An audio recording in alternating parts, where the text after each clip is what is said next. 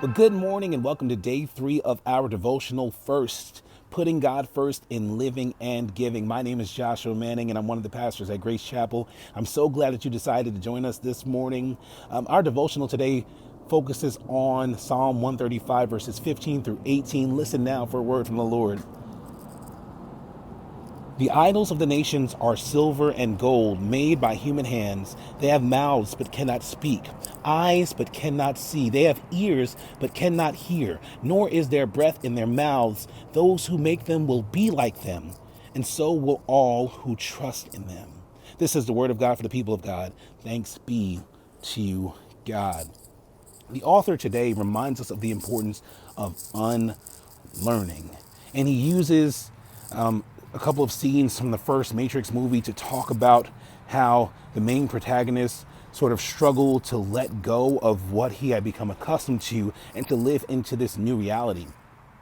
And in the psalm today, we learn that the people have been living by worshiping idols that they themselves have either created with their own hands or have inherited from others.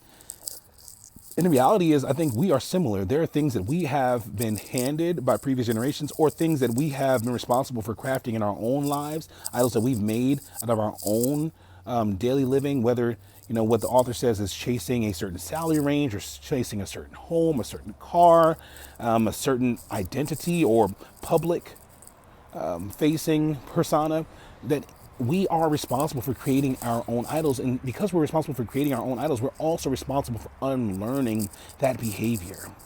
And the reason it's important for us to unlearn that behavior is because oftentimes idols restrict us from living into the fullness of who God is calling us to be, the fullness of what God has uniquely designed us to do. And the reason for us to unlearn all these other things is that we can become everything that God has made for us to be. The psalmist talks about how the idols that humans have created are not idols that have the ability to use to the fullest extent the things that they have outwardly facing, mouths and eyes and hands. They don't have the ability to utilize those things. They're not living, breathing beings, but instead they are symbols of something much greater that could be, but the idols themselves do not manifest that. And so for us, I think it's important to recognize how we are being called by God to unlearn all of the things that we have come to idolize. I can at this moment think of a couple of things that I have come to idolize, not only in my upbringing in the secular sense, but even things that I have been taught as a minister of the gospel. Things that I have learned are not as important to what God is uniquely calling us as a community of faith to do. And so I just want to share in the prayer that the author provided for us today, and I know you have your books so you can read along with me. Lord, I don't have the strength to let go of my idols on my own. Only you can help me do that.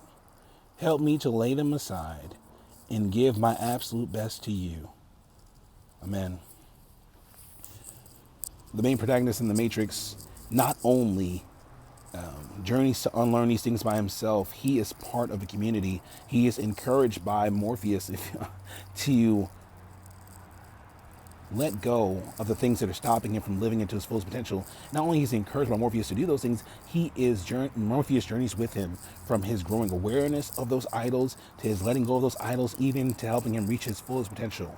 And I think for us, it's important to remember not only do we need to unlearn these things, but that we unlearn idols in community. The same way we learn them in community, the same way we unlearn them in community, and we have the strength to face the fullness of a new reality and embrace the uniqueness of who God is calling us to be. I hope that you guys have a blessed day.